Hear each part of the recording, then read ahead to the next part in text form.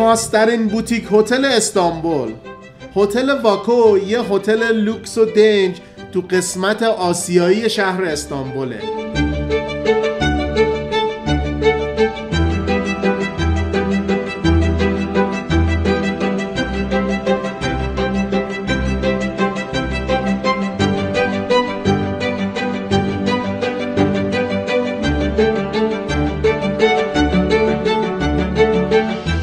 تمام سویت های این هتل ویو پانورامیک از تنگه بوسفور داره.